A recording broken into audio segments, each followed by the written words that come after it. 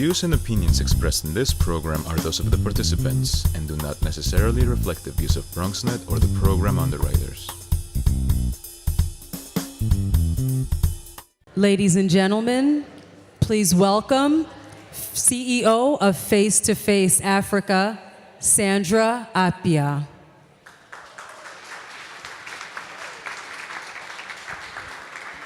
Hello, good evening. How's everyone doing today? I have to say the view from up here is astonishing. You all look so beautiful. And on behalf of Face to Face Africa, I just wanted to welcome you all to the Pan-African Women Forum, the official kickoff to the 2018 Pan-African Weekend. Now, I want you to be assured that you are at the right place at the right time, and we are so grateful that you could be here with us today for this very important forum. Now, there is just no better way to kick off an event like the Pan-African Weekend than with a forum such as this that provides the platform for our women to share their stories. And I have to tell you, the women that we have here today are just so incredible. They've been through a lot, but it's success stories, and they are here to share their journeys with us and how they are shaping the Pan-African narrative today. So I hope you're ready to learn, to be inspired, and more importantly, to be empowered to also live your best life and to also shape your own narrative. So who's happy to be here today? Super. So before we get into everything, and I promise I'm going to be very brief, before we get into everything, how many of you have registered for the other events this weekend? Oh, by show of hands? Good. So not everyone. Now, you know, it's a 4-day event, action-packed. So I want everyone to take out your phones and go to panafricanweekend.com right now if you haven't already registered, and register for the other events. Tomorrow, we have the IAAPA networking, professional networking mixer. Now, some of you may know we've been hosting mixers since 2011. But tomorrow's is really special because it's not just about networking. We really want you to build those important connections that will help both your personal and professional endeavors. So come out, we have lots of great activities for you, and it'll be right here at Metropolitan West. So come back, we're gonna have a great time tomorrow. And then on Saturday, we have the Facelist Awards Gala, which is the highlight of this weekend. Now, you can't say you've attended the Pan-African Weekend without attending our gala. It's like going to Rome without visiting the Vatican, or, you know. So you have to make it a point to be there. We are celebrating the pioneers and trailblazers in our community who have made it possible for us to be here today. There's gonna be great food, cocktail hour, great entertainment, live performances, and great fashion. So I see all of you here, you all look beautiful. So step out in your red carpet attire on Saturday, come out, and let's have a great time. And then on Sunday, we close out the weekend with our jazz brunch, very intimate jazz brunch, which will be at Yotel. And the theme for Sunday is a touch of Ankara. So come out with your African print. I see so many of you already wearing your African print today, but come out on Sunday for that special occasion, and let's close out this great weekend celebrating, highlighting our achievements. We're so grateful that you could be here with us today, and I just want to really quickly, if you're here and you haven't registered, go to panafricanweekend.com, register, and just because you're here at the kickoff event, we have a special code for you for the gala. So if you register for the gala, you can get 20% off right now. And you can use the code F2, FA, decoded. Just use that at checkout, and you get 20% off your registration. If you need more information on that, you can see me or any of the F2FA staff, and they'll give you more information. So there have been, it takes a lot of many moving parts and a lot of people to bring an event like the Pan-African Weekend together. And I just really briefly wanted to acknowledge some of our partners who have been instrumental in bringing all of this together tonight. So our presenting sponsors for the 2018 Pan-African Weekend, we have Prudential Financial, which is presenting this event third time in a row. That deserves a round of applause. And Toyota, who is joining us second year in a row, and that also deserves a round of applause. We are so grateful for their support because it would not be possible for us to put on this event without their support. And they have really shown their commitment to this market and empowering people like you and I with the resources and tools that we need to succeed. And so I just want to invite the reps from Toyota and Prudential to briefly come up and just welcome you all and say a few words before we get into the program. So really quickly, from Toyota, we have Rebecca. Please welcome Rebecca to the stage. And Rebecca is just going to say a few words. Thank you so much, Sandra. Good evening, everyone, and welcome to the Women's Forum. We are so excited to be here and represent Toyota on behalf of all of you. This is such an exciting event. At Toyota, you probably commonly hear what we say is, let's go places. And it couldn't be something that's more poignant for us in our company of helping women go places. We believe that empowering and enriching the lives of all the women around us is only going to help drive our communities to even better greatness out there. And that's why we're here today, is that we believe in all of you and we know how great all of you are. We're very excited for what's going to be an action-packed and fun-filled weekend. We encourage everybody to participate and partake in all the activities for the weekend. And of course, I have to put in the plug, if you haven't, please stop and check out all of our wonderful Toyota products that are around. This is the all-new Avalon that just recently launched. But we hope you all have a wonderful weekend. On behalf of Toyota, thank you for allowing us to be a part of your weekend. Thank you, Rebecca. And from Prudential, we have Kristen. Is Kristen here? There she is. Hi, Kristen.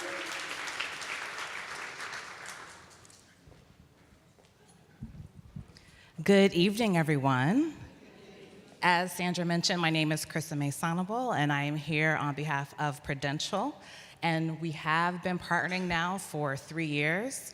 And we partner with organizations like Face to Face because Prudential believes that everyone should have access to financial wellness and security. As we know, Americans today are stricken by debt, overspending, and quite frankly, aren't planning properly for their dreams, their goals, and for their future. But together, we can change our story. Amen?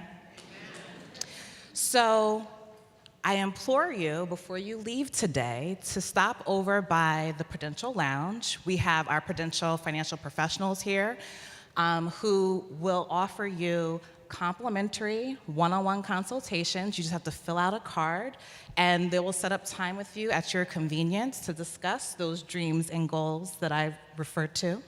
And also, do you see this lovely bag? Do you see? So, if you come by the booth, you can also get one of these tote bags. You could choose one of 6 symbols to print, and you could choose from 4 different colors. We have a mug cloth wall that you can interact with, take pictures in front of, and any photos you take tonight, please use #ChangingOurStory. Enjoy the evening, ladies. Thank you, Kristen. That is so exciting. Prudential will be here tomorrow as well, and they have so many activities here for us tomorrow. Thank you so much. So tonight, before we get into our panel discussion, just make sure you're tweeting. Join the conversation. We want to hear from you as well. You can use the hashtag #ChangingOurStory and the hashtag PAW2018. So make sure you're part of the conversation. So to get us started, our moderator this evening, she is one of the most influential women to watch in our community. You may have seen her on Fox, CNN, MSNBC, and some of the other networks. She is smart, extremely talented and beautiful, and just a great representation of Africa. Please join me in welcoming to the stage the nationally acclaimed defense attorney and legal analyst, Ms. Harriet Cole.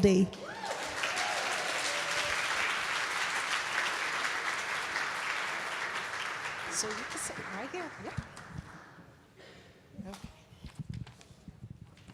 Hello. She hyped me up way too much. Like, seriously, I was doing this the whole time. So it's funny because this is my second year being at Pan-African Weekend, and last year I was sitting where you guys are. So this is definitely a full circle moment for me because now I'm moderating the panel I was watching last year. So it's very special for me. Anyways, I'm gonna get off the soapbox now, and I'm going to just go ahead and delve right into our forum by introducing our panelists. The first panelist is Rexy Roll. Rexy Roll serves as Vice President of Operations and General Counsel at Western Air, the largest privately owned airline in the Bahamas. At 29 years old, Roll has made waves in the aviation industry by expanding her family's airline business.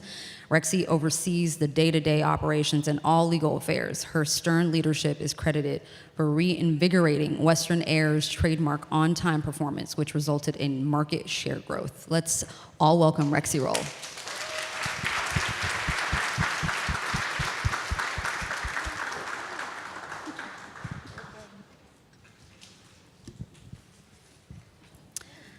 Our next panelist is Tiffany Malotte.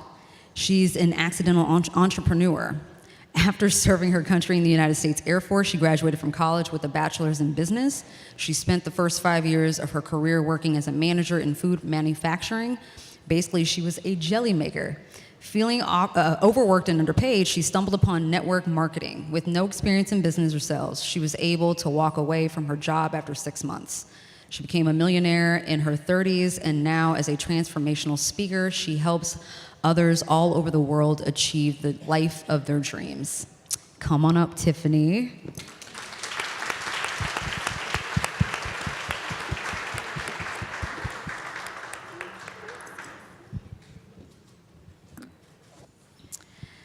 Dr. Yetunde Odugbesan Omide. See, I'm African. There's no reason why I shouldn't be able to pronounce these names. All right, she's a professor of global affairs and politics where she teaches courses on human rights, global issues, comparative politics, American foreign policy, comparative politics, and women in comparative political development. That's a mouthful. She is the youngest faculty member in the Department of History, Geography, and Politics at Farmingdale State College. She's also the CEO of Yetunde Global Consulting, a consulting firm that provides global leadership training and human capital management. Let's welcome Dr. Yetunde Omide.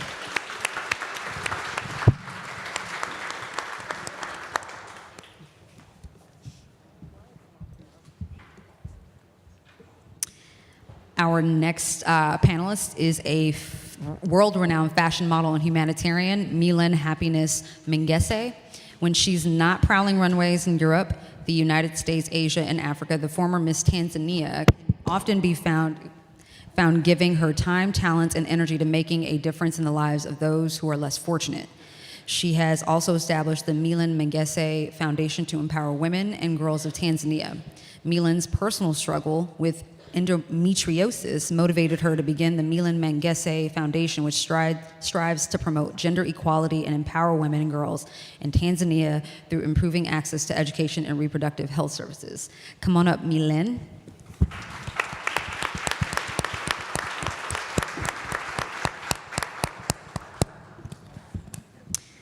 Last but certainly not least, Ms. Tamika Stembridge Esquire. She is an entertainment attorney, strategic consultant, and manager by trade.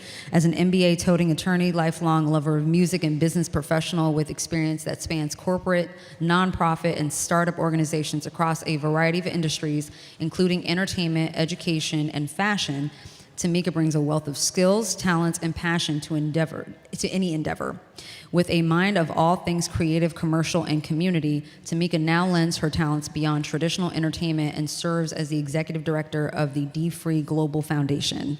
Let's welcome Tamika Stembridge.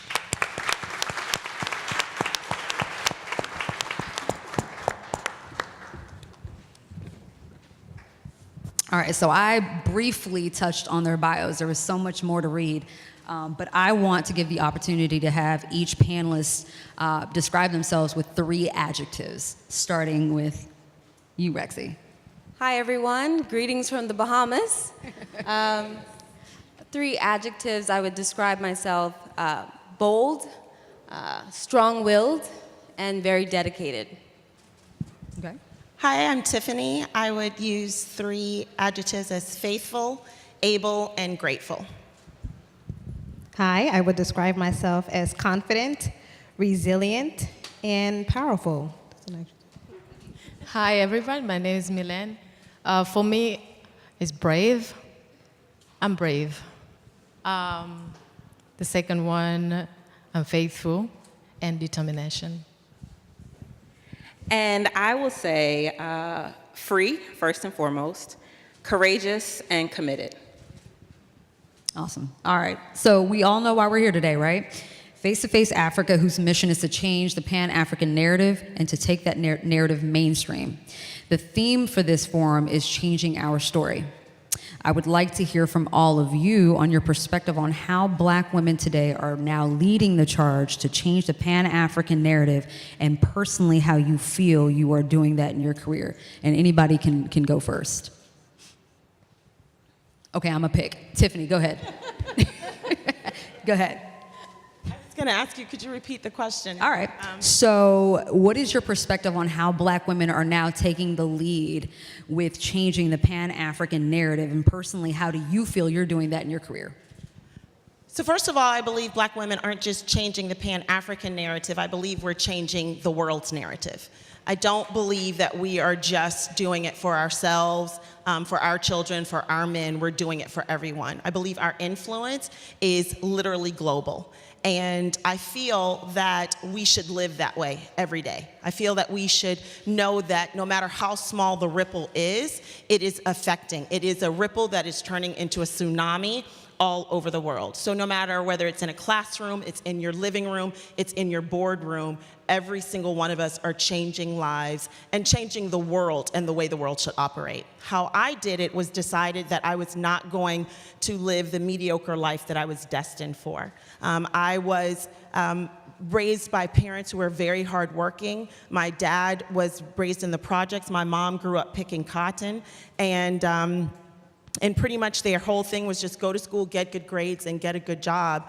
And it was always that we were going to be able to make it because we prayed hard and we worked hard. But I also believe that dreaming big was a part that we missed. And I got a chance years ago to get around some people who saw more in me than I saw in myself, and I grabbed hold of that. And I realized that being good enough wasn't enough for me. I could be the best, and if I decided that, that's what would happen. So I'm really big on manifestation and changing the conversation, and almost 20 years ago, I changed the conversation for myself, which changed the direction, which changed my life. And I know because of that, I am now changing the lives of others, no matter how good or how bad, no matter how sunny or how dark. Everything in every way that I do is changing the lives of people all over the world, and it is the same for each and every one of us. All right. Who's gonna go after that? You almost want to say amen to that and next question. We have to do anything. I was going to say everything that Tiffany said and more. The reality is when you think about our story, our starts with I, first and foremost. I know alphabetically it starts with O, but our starts with I. And really understanding individually, nobody's really rooting for us, just women of color generally. And so when you think about changing our story, it starts with ownership. And understanding that if I and myself can stand flat-footed, square-footed, high-heeled in any environment and be the best in the room, period, then the narrative already shifted the minute you walked in the room. And so I think the more that we do things like this and not just talk about it, but stand in it and act in it, is really what's changing the narrative. Like the story is changing around you and you just showed up. You didn't say anything, you didn't do anything, you just walked into a space that wasn't designed for you, that didn't really welcome you to be there, and you shifted it just by walking in the room. And so I think for us, showing up in spaces anywhere, whether it's our own space or someone else's space, and just being who we are in our best selves is really changing the narrative, because nobody knows what to expect from us. You walk into an environment and they're like, okay, well, who's she? Her hair looks different, her heels are higher, her lips are brighter, her clothes are probably brighter. I don't know what she's made of, but this doesn't fit. So you already changed what they were thinking, and you didn't even do anything. And so the more we do that, the more we show up and just be who we are in the fullness of ourselves and not try to box it in, put it in gray, put it in a white button down, you already shift the narrative. And I think the more that we do that, the more the story's gonna change. And so I look forward to whatever the ending is gonna be, but I know it'll be colorful and stylish when we finish.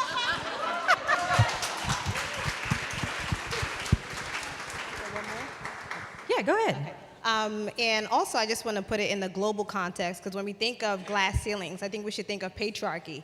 When you look around the world, just in home and in certain cultures, the man is usually the household. He has the moral authority, he has the political authority, the financial authority, he makes the decisions. And what happens is that what we're seeing is that more women are now sharing what we call the ownership and the power of their own household. In cultures where women were relegated to just being a housewife or just being at home and taking care of the child, which there's nothing wrong with that, but now they have the choice and the autonomy to be more than that. So we are seeing generational shift in not only the mother, but also the daughter saying, I want to advance my education. I want to start a business. I want to take control of my destiny and take control of my life. And I think that is how we're changing our story. No more glass ceilings, and we're starting in the home. And that is also transmitting in the culture that we're seeing now.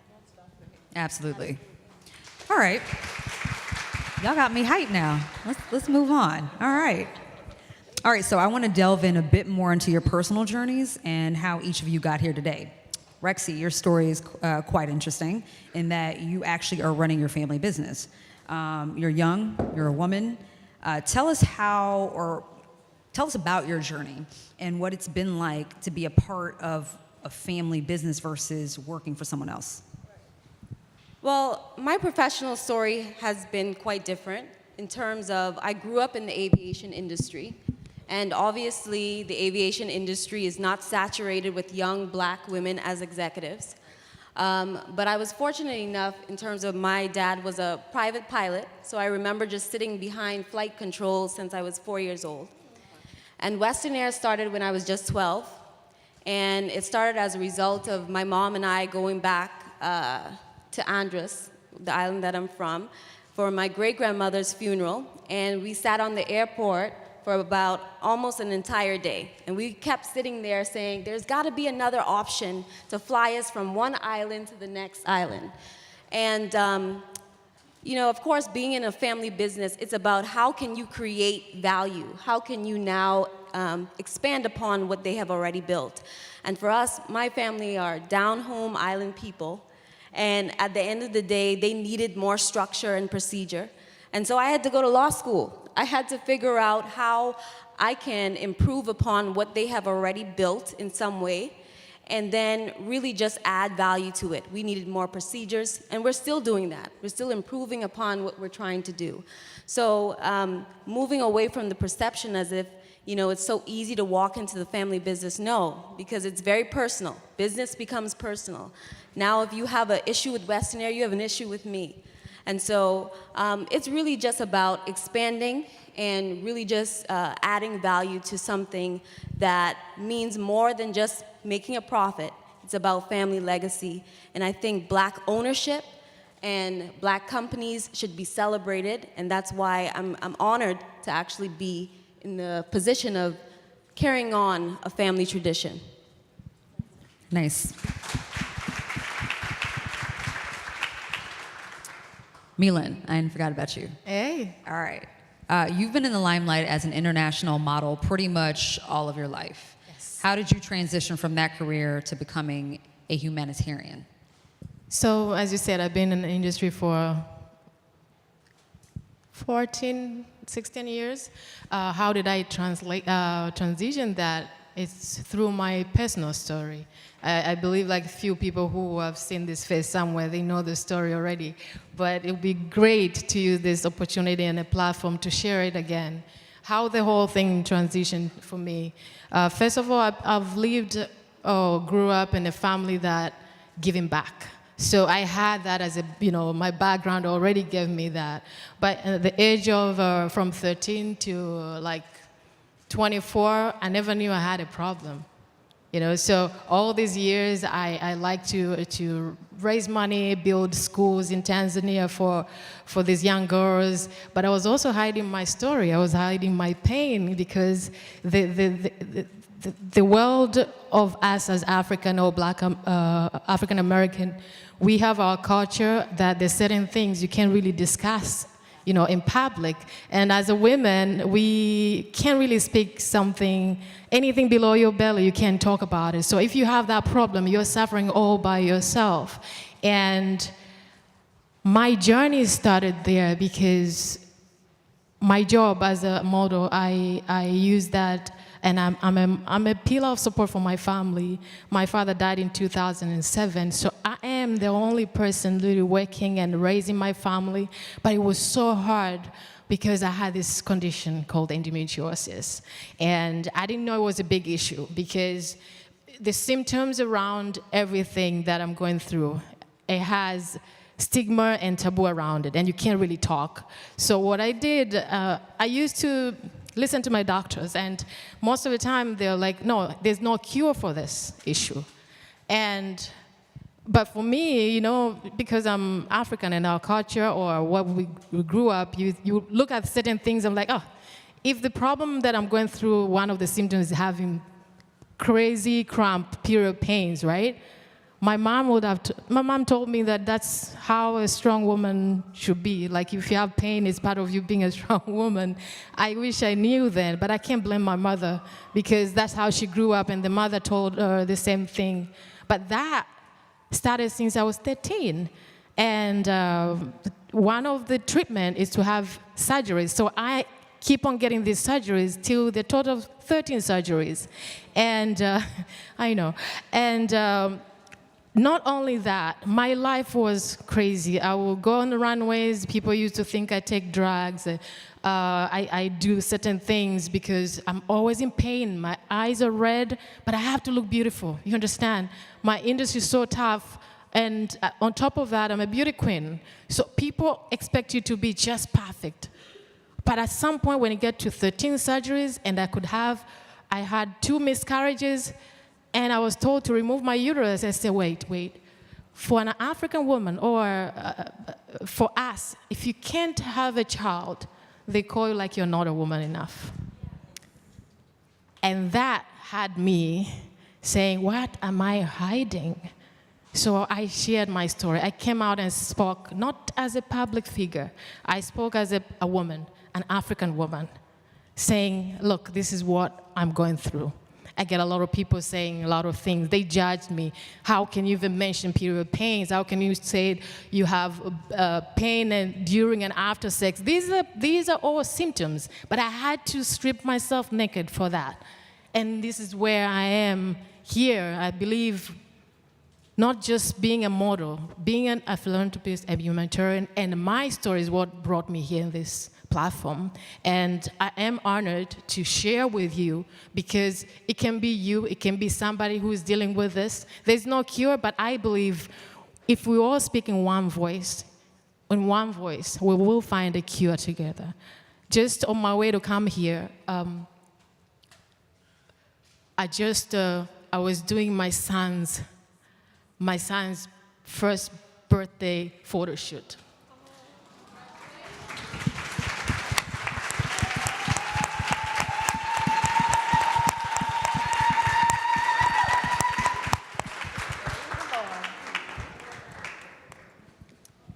When I said I'm brave, and a lot of people have mentioned determination, strong, you really have to tell yourself exactly what you are. Because sometimes we know who we are, but we don't know how powerful we are. If you know this is what you want to do, I want to be this and this, I have to achieve this. You can't just pray.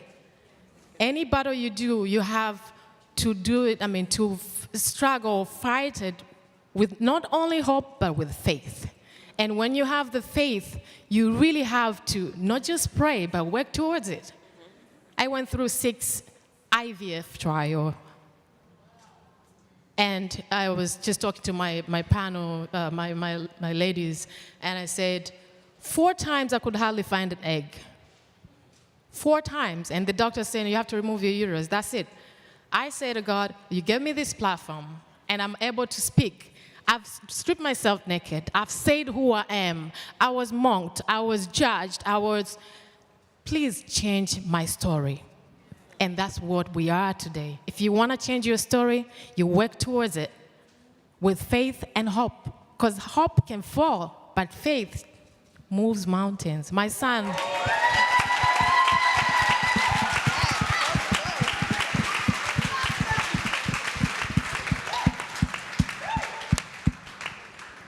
It is an honor because tomorrow, on Saturday, I'm receiving an award. I would like all of you to be there, so buy that ticket. But guess what? Girl, plug that. Plug. But guess what? Guess what? I'm speaking today. The same time like now, last year, I was in labor. And my son is turning 1 tomorrow.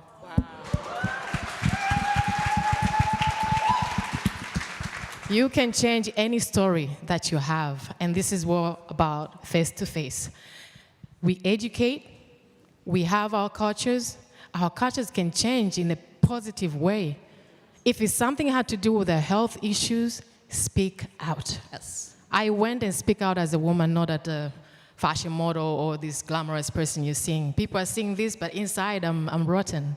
And I can't rot alone. Before I used to think I'm alone, but I know if I call out women here who are going through infertility, probably half of you guys will stand here. And probably most of you have lost your marriages because we can't have a child. But guess what? If that man did not love you as who you are, you don't have to wait for any violences and everything. Walk. You'll find somebody who can really hold you the way you are. And guess what? God works in such a miracle way. You know, you're going to smile at the end of the tunnel. You know, you will. Thank you, guys.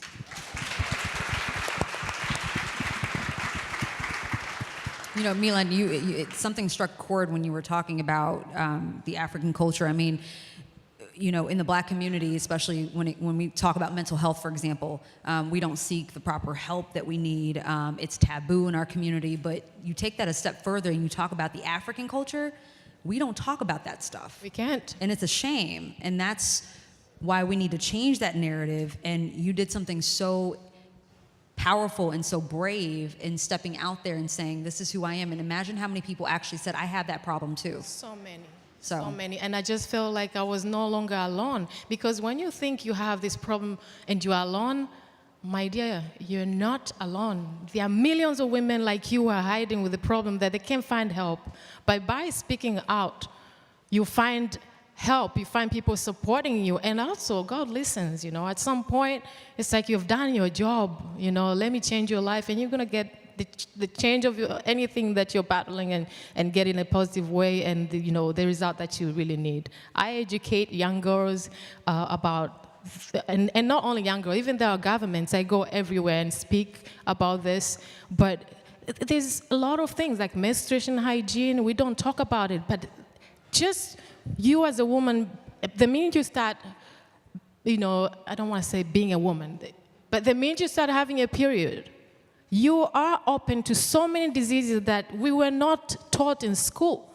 So when you live here today, if you have a way to educate your government that reproductive health, you know, and just reproductive health should be taught in school fully as, you know, in the curriculum, because when you're hiding, speaking about menstruation in front of a young boy, because it's a stigma, this young man is going to be my husband in future.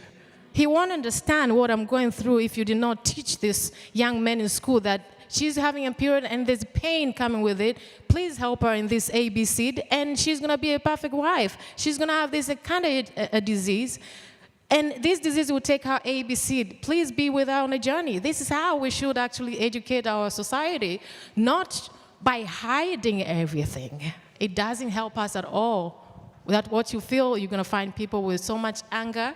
You grow up with anger. You grow up with feeling like you're not good enough. You grow up with feeling you're ugly because nobody's accepting you, but you're also not accepting yourself. And that's really a problem for us. And I hope through face-to-face, even next year, please call more people. We need next year to have even a great story from the audience. And let's listen to you and advise on what we can do. Awesome. All right, Tiffany, your career is a perfect example of how to take charge of your life and control of your destiny. You have been successful at creating new paths for yourself, even in times of uncertainty. Briefly take us through your professional journey up to this point and how you were able to become the unconventional entrepreneur that you are today. Well, I was born a poor black child. No, I just come up a little sooner than that. So really, it really does start with my roots. I started earlier talking about being mediocre, and I really was on a path to be like everyone else. That's what I thought I needed to do. My voice was one that was, I felt like it would be better if I blended in. I felt like it was better if I didn't speak up, because every time I spoke up, every time I said something out loud, I felt like I was being shushed. I was told, that's not your place. And so I learned at a young age to blend in. I really did. I learned to play it safe, not upset anyone. I made good grades, got a scholarship to college, graduated, and went into manufacturing. So manufacturing was what my father did for 30 years, and it was an easy way. I had the end to it, I guess you will. So I was working 6 nights a week, 10, 12 hours a night, making jelly. Literally, the jelly you put on your bread, that's what I made. And it wasn't that it was a bad way to make a living, it just wasn't always a real good way to make a living. And I wanted more, but I felt guilty for wanting more, because my parents had done so much for us and had given us such a good life. I almost felt disrespectful wanting to do something bigger than what he did. And my father literally was the last year of his life, he asked me how work was going. And I hated it. And I said, oh, but it's going good, you know, it's what we do. And he said, you know, Tiff, I really just feel that there's a better way to make 6 figures. I really do. And I said, well, what is it? He said, I don't know. He said, make something, sell something, just do something. And my father passed away less than a year after that. And it was my dad's words to me that helped me realize, he gave me permission to think outside of the box that I had put myself in because it was safer to be there. And so the first thing when you ask, how did I change my destiny? I stopped worrying about what everyone thought. I got to the point where I just don't give a damn anymore. I just can't take it. And that happened about 18 years ago. Because one thing that I realized is that no matter what you do, somebody's gonna talk about you anyway.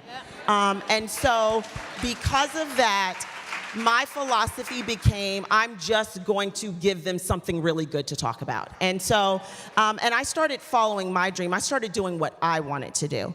And when he gave me that, I love entrepreneurship. Some people are very artistic and beautiful, but business is my art. I can take $10 and turn it into 10,000, and I didn't understand that that was an art. And finally, I stopped apologizing for doing what I love to do, and that's make some money, you know, because I love making money, not for me, and it's not for the paper, it's for what it does. Because of that, I have tithed 6 figures for over a decade. Because of money, I have been able to do mission trips, which I love to do, and I get a chance to give money to anybody that I want to now, and not have to check my bank account to make sure I can, but be able to give it because that's what God laid on my heart. Because of that, I have been able to change churches and communities and be able to help my family as well. So for me, I stopped apologizing for that, and I went into something that was very unconventional. So my thing with business was, I call it an accidental entrepreneur, because I started thinking differently, and I was introduced to a network marketing opportunity. And most people put up like, oh, like that, but you have to understand, when you are hungry and you are tired and you know something could be better for you, you take the opportunity that's in in front of you. And so I got to a place that I stopped worrying about what the gift was wrapped up like. So a lot of people want the gift, but if it's not gift wrapped the way they want, if the bow is not the size they want, the color that they want,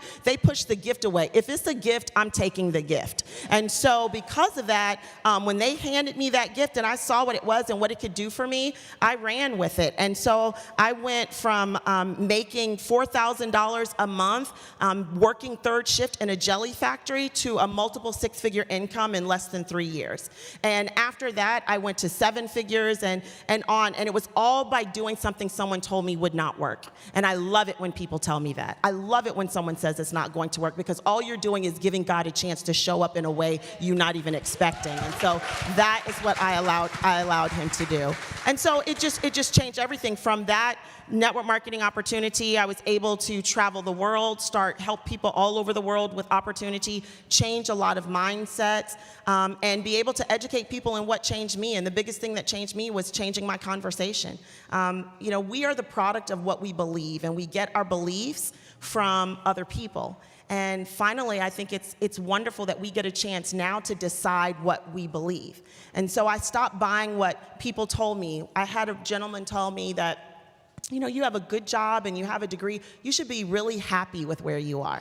And he told me that when I was running towards a six-figure income in my business. And I remember thinking there was a part of me that felt kind of bad, that I wanted more. And then there was another part of me that felt empowered, that I finally realized that the world truly was my oyster, that God said, I will give you all the desires of your heart. Not the one this guy said you should have, not the one this woman said you should settle with, but the one you decided you want. And after that, I just said, whatever you want to do with me, just do it. And so that is really from there. I started restaurants. I've owned a publishing company. Like right now, I just do whatever I want to do. I mean, like really, if I like it, no, I don't mean to say it like that, but if I like it, if I enjoy it, I do it, and I turn it into a business, and that's where I think make the most money. When you do what you love, then it's not a job, it's not a business, it's not a chore, it's a passion.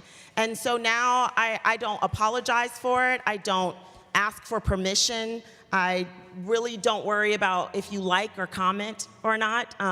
I don't care. I just do it because I don't. There's only one person I have to live with at the end of the day, and that's me. And I have a 9-year-old daughter that is watching. And because of that, I don't want her to ever step into the box that I spent half my life in. And if I live out loud, she will get a chance to as well. So that's why I live the way I live. So Tiffany, I have $10 in my purse that you could turn into $10,000 for me. So, yeah, we'll talk about that after the event. All right.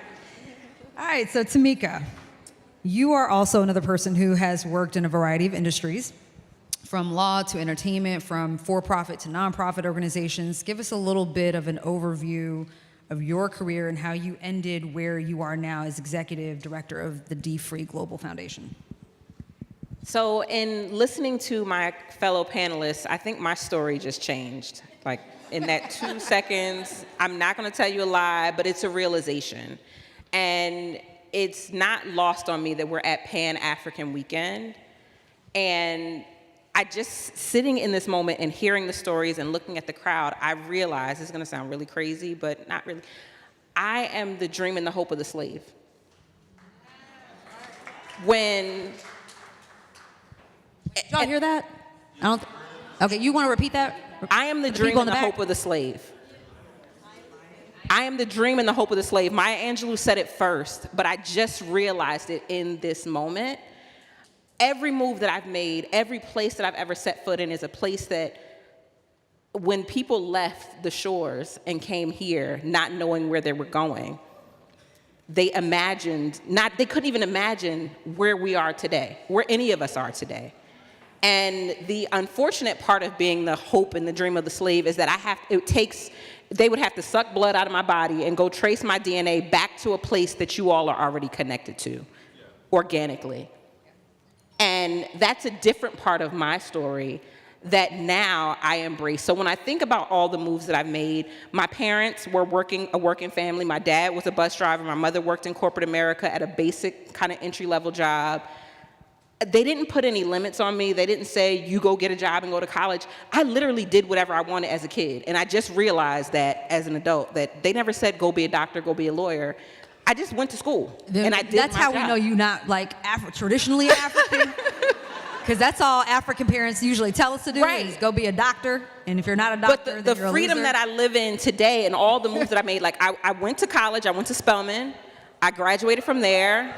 I got some Spelmanites in the building, ow.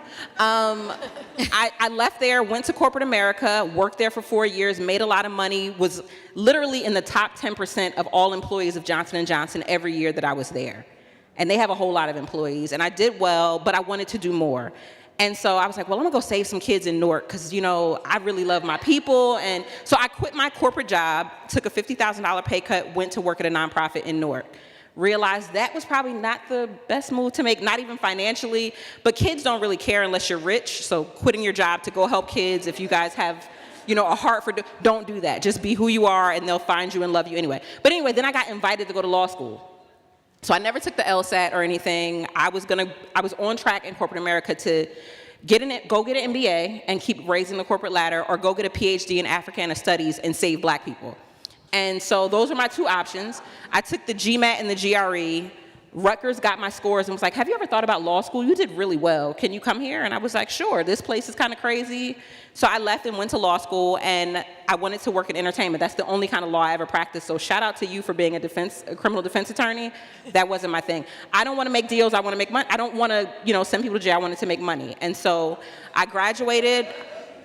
I worked for a fashion line called Suno that was actually designed in New York, produced in Kenya, and then brought back here, and they did runway shows and all that. So I've done a lot, but all of those things were because I didn't feel bound by anything. The world was my oyster because nobody said you couldn't do it. And so I did it. And so now, being here at D-Free, I was telling the story earlier, there was a day, January 7th, 2014, I was emailing with Kanye West's team I wanted to run Donda. So if anybody knows Kanye, just tell him that the girl is still here, and I still kind of want to do that. But we're emailing. I had an interview with his manager that morning, and then that evening I had a meeting with my pastor. Because I was like, I've done all these things, but I feel like I'm not living everything that God told me to do. And he's like, well, I got some work for you to do. I didn't know what it was, but fast forward 5 years, and now I run the D-Free Global Foundation, where we train African American people on how to manage their money. And how to manage their money by managing their life. And it's a privilege to do that because I know us. Like, I'm African American, but we're cute in here. Everybody looks really nice. And cute comes at a price tag. And so when we talk about financial challenges, most of our financial challenges aren't financial. And so because I know us so well, I'm able to relate to people and talk to them about their hair that I know costs more than what they have in their bank account. And I can say it in a way that's not offensive, but I can use my experience and my knowledge of Black people to help shift the narrative for us financially. And so that's what I get to do every day. I guess I'm making it, and I'm excited to be on the panel with you all. Like, I need to rub everybody like the Apollo tree just so that I can make more money, because I think,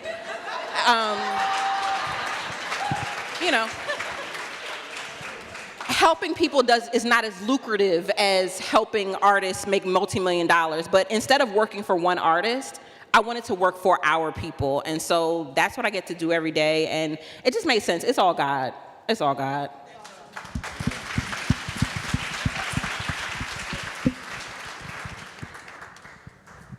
All right. I'm definitely looking into a career shift for myself. We got you. We got you. All right. Dr. Yetunde, you are both an entrepreneur and an educator. For you, tell us about how you got into both of these fields and how you managed such two distinctive careers, running your own consulting firm and being a full-time college professor.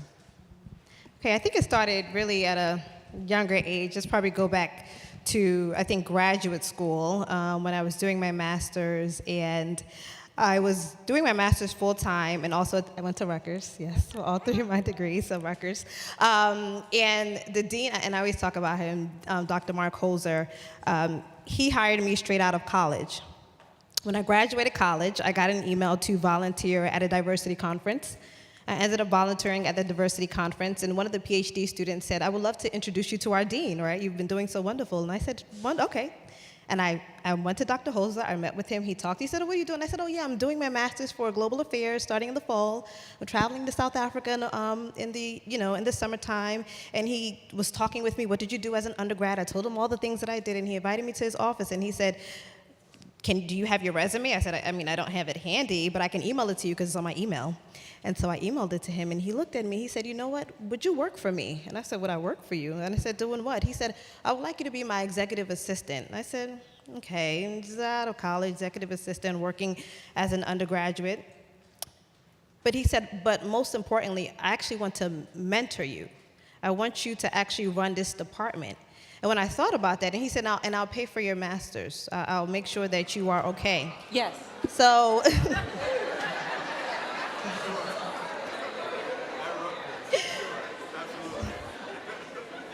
so that worked out wonderful. But the thing about it is that in every stage of my life, I think one of the things that kept me different and apart was that I always showed up.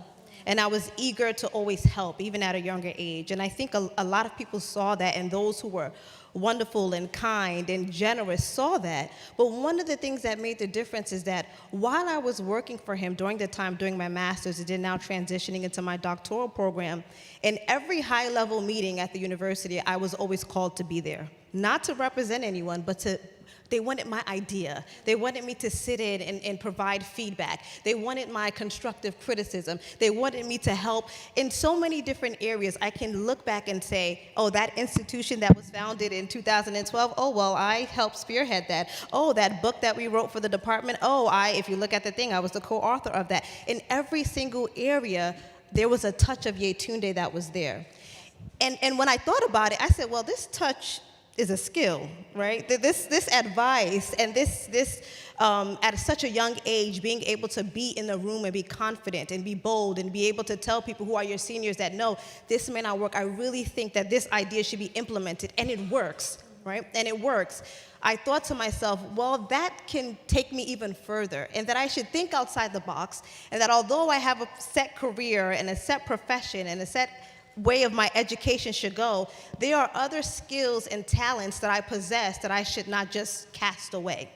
And so I remember at my desk, and it was in, I think, 2011, I was like, well, I'm really passionate about leadership. I'm really passionate about organizational management. I'm passionate about, I can look at someone and say, you are good in X, Y, and Z. I can come into an institution and say, well, this is not working because of X, Y, and Z.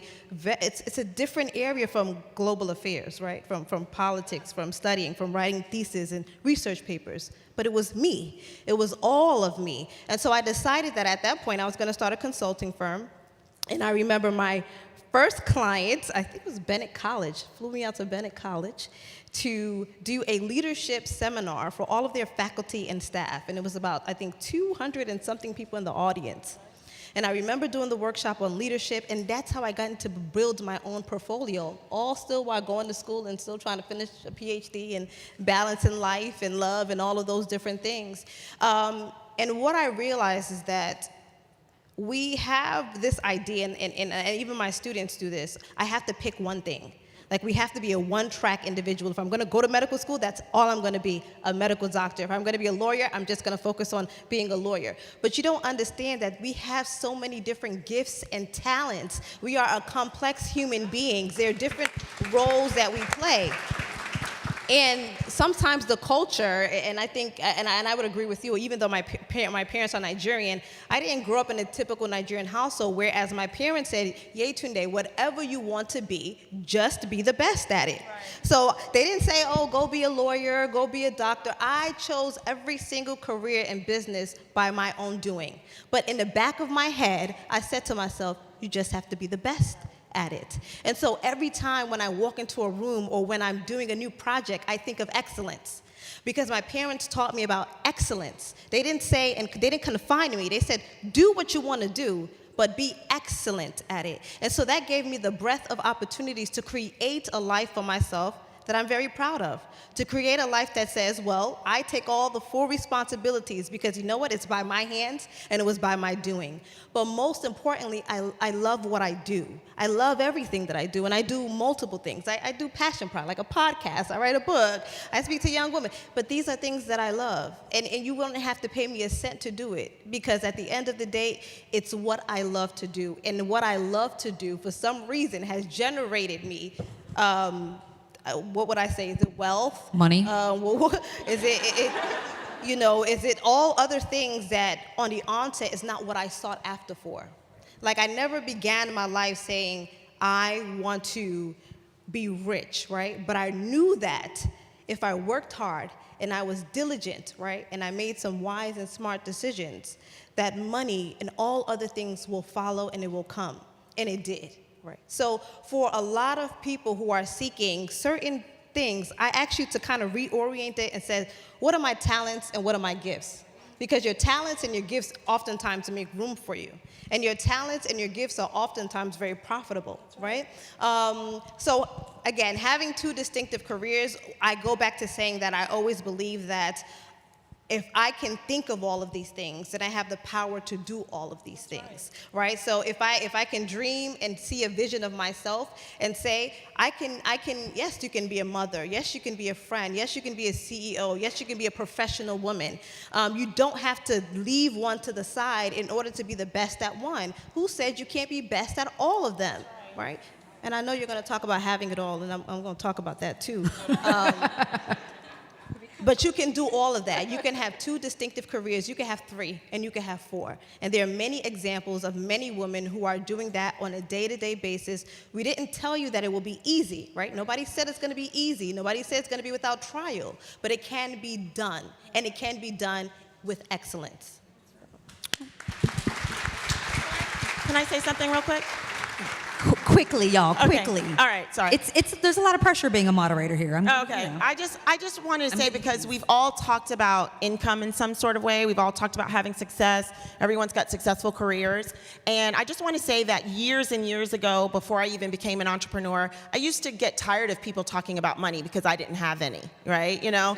I was like, oh, they always got to talk about it. So I just have to talk about that real quickly. And I want to say, if you listen to all of these women here, there's a lot of heart and a lot of passion, and there's a lot of success because of that heart and passion.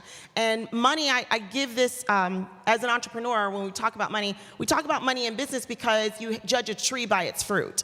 And if you are a business person, if you're an entrepreneur and it's not making money, who's going to listen to you or look at your business? Right. But I came up with a definition on what money truly is, and I believe that money is a quantitative measure of the number of people you've helped and how much you've grown. A quantitative measure of the number of people you've helped and how much you've grown. And that's why when she said, I do a podcast, I do this, I do that, and I would do it for free, it's because she's growing into who she wants to be, who she has envisioned for herself, and she's helping people out of her heart, out of her mind, and out of her gift. And so that's why her business is successful, because she is doing it for legacy. She is doing it for her family, not for a paycheck. That's why her mission is amazing, because she's doing it from her pain and turning her pain into a purposeful passion. And that's why hers is helpful. And I'm gonna talk to you. You wanna make some money, I'll talk to you. I got you. But my point is, you could hear that. But the reason why I'm saying this is because people get upset about talking about money because they think it's about paper. They think it's about flash. They think it's about shoes.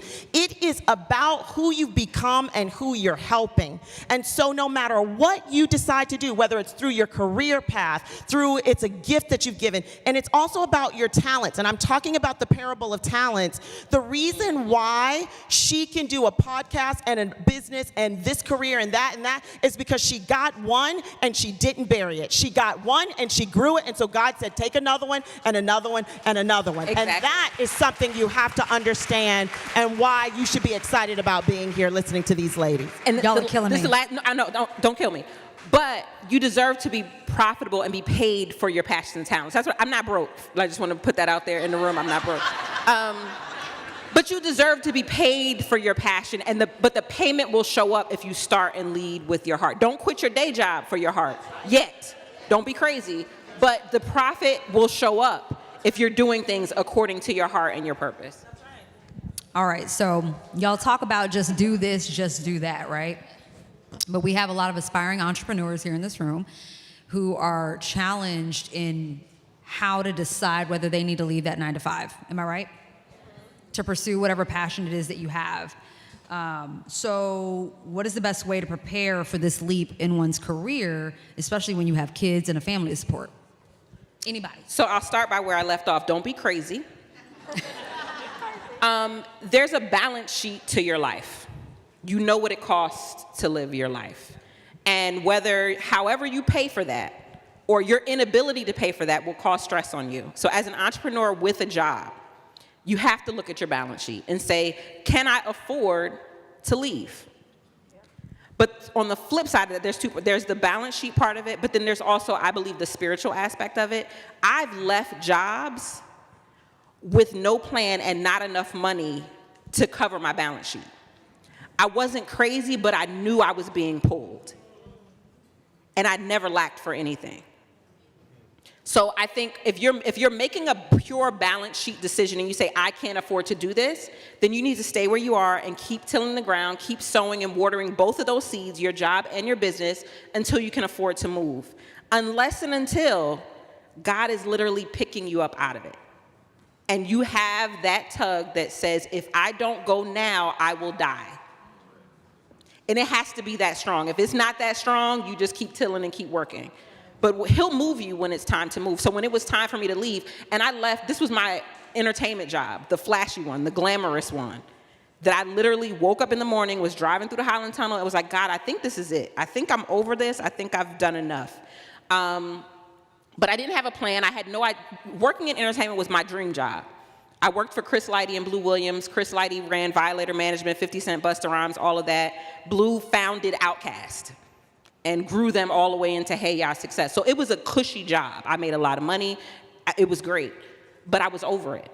And God was like, I'm going to pluck you out of this now before you do some damage to yourself. And I walked into the office that day. Some things were going on. And then mysteriously, in my mind, it was settled. It was like, this is it. Today's the last day. Start packing your stuff. And then some bags showed up, and I packed my stuff, and I got back in my car, and I went back home. And I've never seen that building again. But I never suffered from it.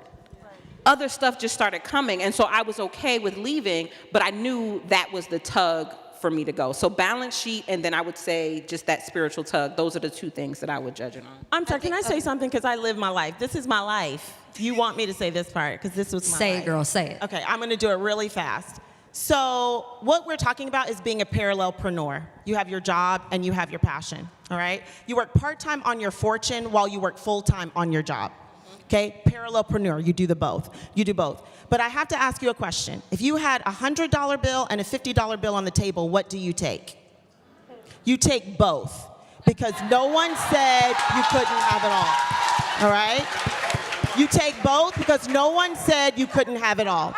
So my point is, a lot of people make a mistake and their job is their $100 bill, and they are all passionate about their opportunity or about their business, and they quit, and they basically pick up a $50 bill for a $100 bill when the 100 wasn't enough in the first place. Right. All right? So if someone said, which would you take, Tiffany? $100, $50, or $150? We would all take all of it, right? Take all of it until it costs you money to keep working on your job. Yeah. And I'll stop right there. Yeah, I needed to hear that. Thank you. All right, so I'm going to call one person to answer this. Just one person, y'all. One person, because we have so many more questions, and we definitely want to get to the audience. So, Rexy, what is the greatest risk you have ever taken in your professional journey? Definitely my greatest risk, we just invested in 3 Embraer 145 jets. This would basically double the occupancy of what we've been traveling with, which is Saab 340s. And essentially, everybody's looking at me like I'm crazy. Like, can we actually do this? But I believe we can. We're in the middle of the process right now. We just took delivery of 1 aircraft, and we're moving forward to get 2 more. But let me tell you, when you see all of the, details and the terms and conditions, you get scared. But I operate by faith. I know that God put us here to do specific tasks, and I realize that our purpose is so filled and connected to other people. And I feel almost indebted to our passengers and the people that have been loyal to us for these 17, 18 years. And it's now time for us to better their passenger experience. And so even though, everybody has said to me, Rexy, girl, you think you really want to do this at this? Yeah, we're going to do it. Because at this time, it's all about expansion and growth and really recognizing and having the faith in what you've already built. And so that's probably my biggest risk. I'm in it right now. Y'all pray for me. Hopefully it goes well.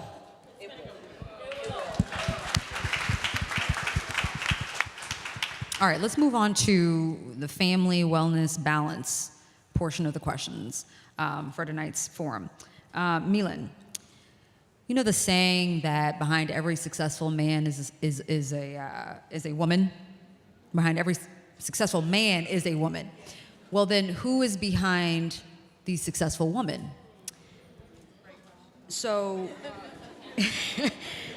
can you share with us some of the people that have been instrumental in your success, whether it be family, mentors, friends, and more important, how can women also cultivate these meaningful relationships to support their personal and professional journeys? So, there's so many statements they can say, and that's why we can change that. For me, behind what you see today is my family. I grew up in such a great family. My father was so rich. I was comfortable. But guess what? Things went from 100 to 0. Literally, we used to eat porridge and salt. You understand? If you're an African, that's poor. You get it? But that taught me a huge lesson, that the only person who is going to be behind me forever, it's my family. They made me to become who I am. Even when my father died, I do everything. Now I have a child, right? But that's my family. And I think they inspire me. Whatever I do, if I sleep or even when I was sick, I look at it and I just have to wake up and work harder and harder every day. I know sometimes in Africa, when you give so much to your family, everybody relax. But for me, it's how I do, and I'm proud to say they're what behind what you see today is because I'm able to change them. My brother, even if I give so much, but I see, it makes me happy to see them also successful. My brother has masters, I don't have masters, but seeing them have masters, see them have the best education, see them growing up, wanting to be who they are, it keeps me going every day. So that's pretty me.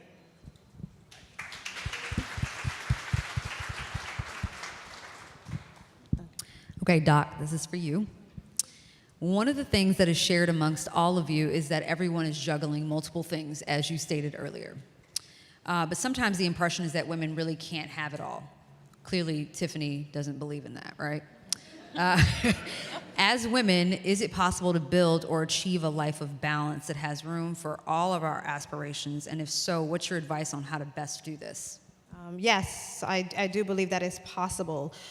There's a woman, Mary something, if I don't get it right, who coined the actual definition of having it all. She put that out there. I think she was from one of the universities, either Princeton or Yale, and she came up with a definition, and years later, everybody ran with that definition that no, women cannot have it all, and if they do have it all, not at the same time. So it's either those two. But I don't confine myself nor define myself by society's definitions. I have my definition of what is having it all for me.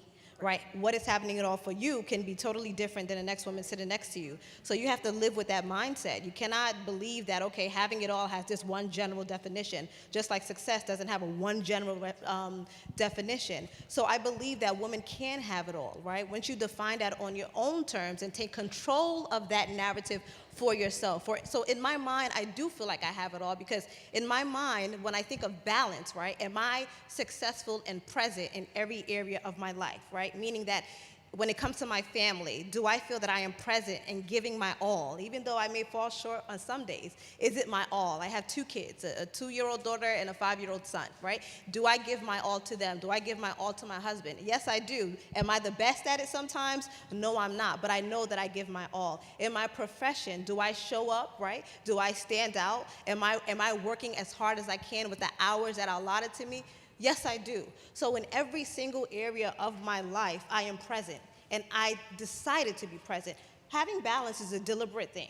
Balance doesn't fall out of the sky. Balance is not something you buy at a checkout. Balance is when you sit down and you think to yourself and say, what have I thrown off the ledge in order to satisfy that one thing? All the things that I have neglected in my life, that I've only focused on that one thing. You yourself will know when you are out of balance, right? You're tired, you're frustrated, you're weak. You know that there's one area of your life that is lacking or not getting the same, present or nurturing or power or resource that is there. But how do you, it's almost having 5 cups, right? The cups may not be all the way filled, but they may be equal. They may be equal and enough for you to give other people. Right? So balance for me is being very deliberate in your life, making very conscious choices to show up, right? And to be present in every single area. So sometimes I look at it, I say, okay, what did I neglect on my journey? Was it friendships, right? And I thought that to myself, because sometimes in life, when there's not a certain amount of time, there's certain sacrifices that sometimes have to be made. And I think we all had some form of sacrifice that had to be made, right? And so for me, I think at one point I thought, was it friendships? Am I not being present enough? And so I thought to myself, how do I be more active? How do I be more present? How do I become a good friend? It's deliberate, it's conscious, it's being self-aware. So when we talk about emotional IQ, having the understanding, being self-aware of yourself, you start to understand, where am I in my life that I am out of sync? Right. And once you think about that, then you start to put the pieces back together. I always tell people, we are complex beings. We have so many talents. We have so many gifts. We can play so many different roles as a woman.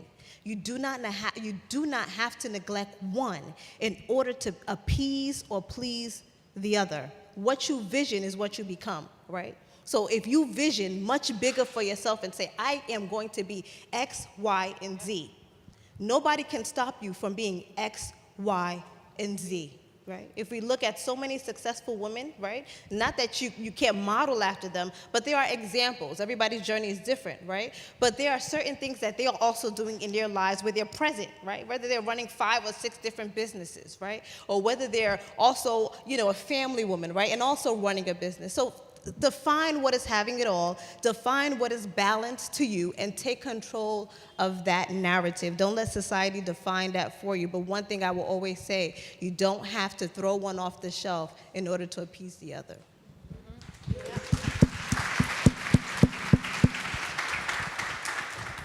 Okay, this is for anybody that wants to answer this. Intergenerational wealth often is overlooked or seemingly unattainable, especially for women of color. Panelists, what steps are you taking to ensure you are building wealth for your children and your children's children? Get help, first and foremost. I don't think any of us up here, outside of Tiffany being a financial master, like she's just a master at money. I can already tell it, I feel it, I know it. But Tiffany knows what works for Tiffany, and Tiffany can help you build your business and help you grow money. But if you don't know how to manage it, it's right through your hands, like running water. And so I would recommend, and what I know I needed to do was I got a financial professional. I can balance my budget, I can pay my bills on time, I can put some money in the savings account, but I need somebody else to grow it for me. I was not about to set up my own life insurance policy. Like, I probably could go online and pick something, but I would mess it up. So I went and got help. And I'll do a commercial for Prudential because my financial advisor is with Prudential. She met with me for free. It's somebody I liked. We're personal. We connected. She sat me down and she was like, what are your goals? What do you want to achieve? And I was like, I want to take care of this. I want to do that. I want to do that. And by the way, I've made like 50 career moves. And so I need to make up some things in this area. And she figured it out for me and laid out a plan. And all I had to do was pay for it. It's easy, it's done, it's set. And now I know if I fall off this stage and crack my skull, everybody behind, like my family will, like they'll cry at my funeral, but they'll be okay. Like they're gonna be fine. It's gonna be fine. And I think getting help is the first thing. Like some of us, you said it earlier, we don't like to talk about money because we don't have any. And then we talk about generational wealth, you're like, I'm just trying to eat this month. How do I figure out what's going to happen, 2, 3, 30 years down the line? But it starts with a decision today. Everything in your life starts with a decision today. What are you going to do differently after this empowering, inspiring opportunity? Are you going to start a business? Are you going to go meet with a financial advisor? Are you going to go get rid of all those traumatic experiences you had in your past? Like, you have to do something when you leave here. And I would say taking that move to go get help in your financial area would be the first thing. Even if you don't have the money, you need to have an idea of what it's going to take to live the way you want to live. You know how you want to retire, right? Like, most of us think we're going to be on a beach somewhere retiring. That costs money. And it probably costs a whole lot of money, but if you start today, it won't be as much. So figure out what that future that you envision in your mind is going to cost you. Get somebody to mock up a plan, and then figure out what you need to work towards to get there if you're not there today.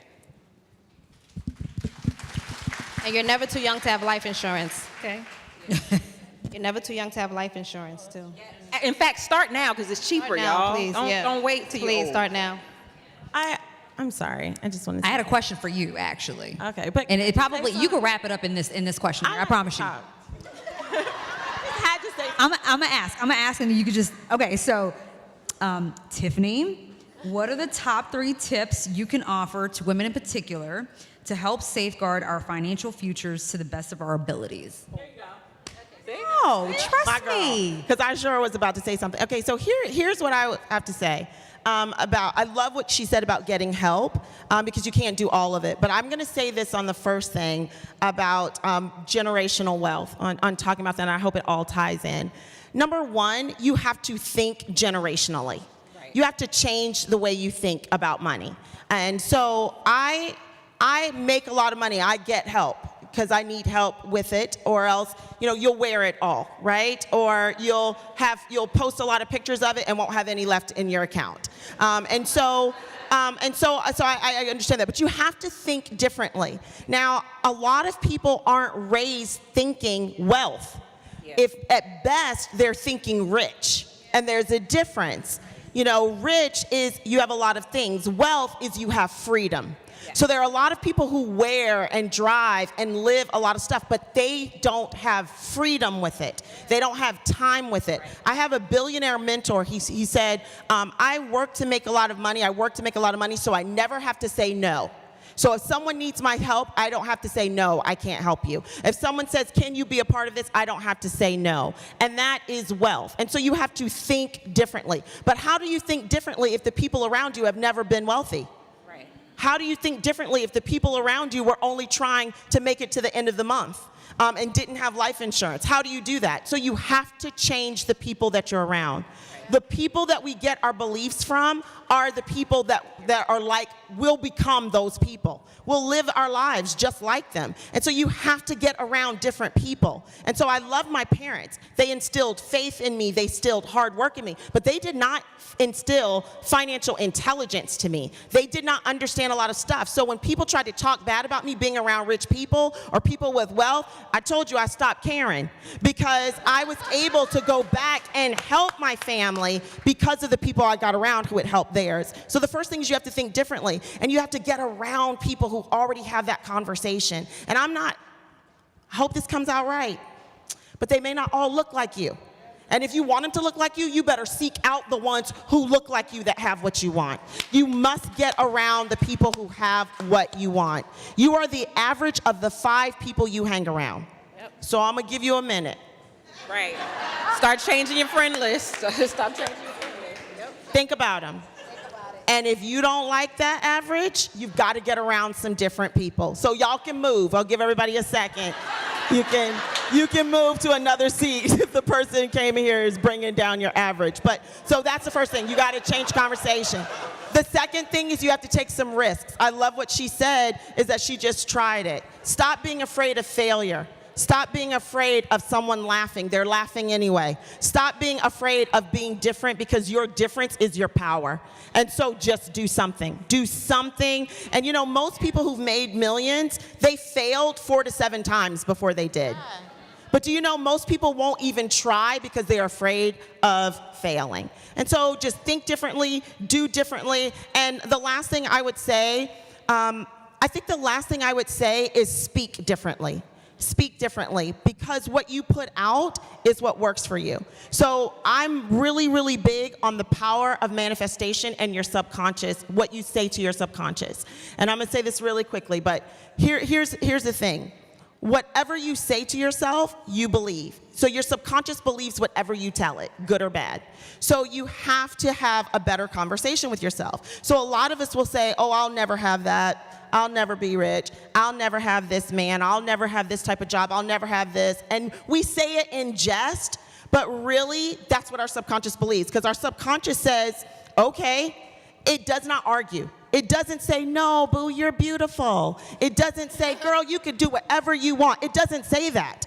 It just says, oh, we're ugly, and it will help you manifest being ugly. It says, oh, we'll never have any money. It will help you do that. It is the computer, but you are the programmer. And so you must change the conversation you're having with yourself. I always say, and I tell my daughter this, and my daughter goes, I know, Mom. But the most important conversation you're having is the conversation you're having with yourself. It is not what you're reading. It's not what videos you're watching. It is not the pundits that you're listening to. It is what you're saying to you. Because the world is already saying some ugly stuff about us. Why add to it? If they already think our lips are too big and our hips are too, well, they don't think that anymore, do they? They used to think that. They used to think that. But if they think all this stuff about us, and then we go and stand in the mirror and we co-sign and say it too, what chances do we have? So here's what I have to say about African American, Pan-African, the women who have really, this world, I believe, was built on our backs. It is time for us to stop waiting for them to recognize us, and it is time for us to recognize ourselves. It is time for us to say, oh, I'm beautiful, I'm a boss, I got this, I'm rich, I'm wealthy, I will, I have, and I am. That's what we've got to stop saying to ourselves and not worry about what anyone else has to say. And that will make you wealthy in every area of your life you want.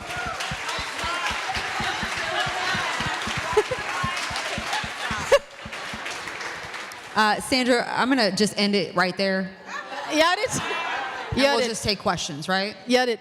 All right. I just want to add to what she's saying. You can see how passionate she's saying, but just stop being scared of change. A lot of us always get scared of being changing to new life, new friends. She said, now move from wherever.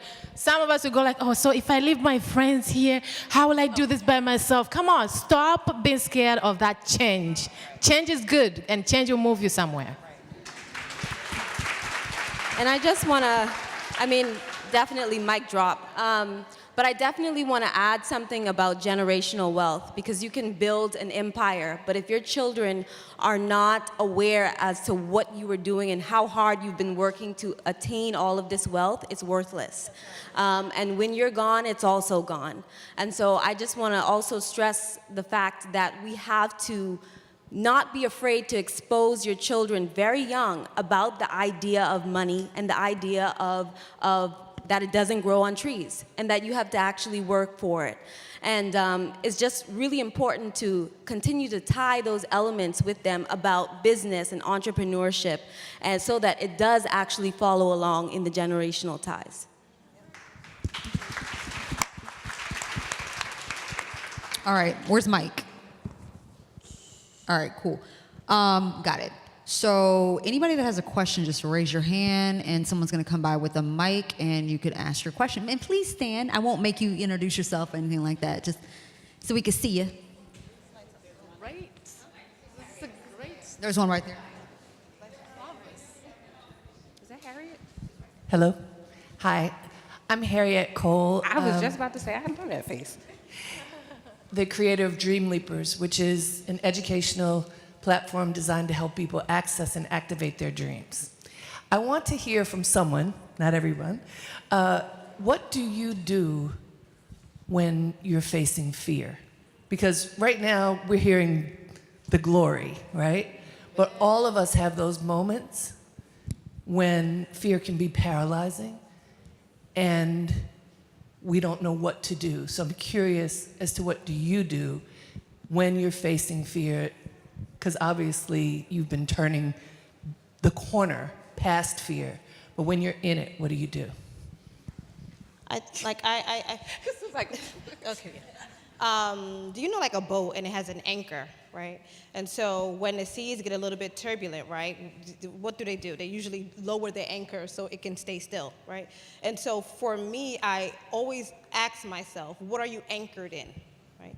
And my anchor is the Word of God, right? For so many other people, your anchor may be different. When you're in fear, what do you turn to? Is it love? Is it your family? What is the anchor that keeps you still when the winds of life blow? For me, if I'm going through anything that, seems to be very difficult or it has me down, you can ask anyone around me. I usually oftentimes listen to inspirational, I start to feed my soul. I listen to inspirational videos, whether it's I could be at my dining table, I'll put a YouTube on, whether it's TD Jake, somebody, and I'll listen to something that will uplift my spirit, but also I go to the Word of God because for me, I believe everything in my life is a divine design.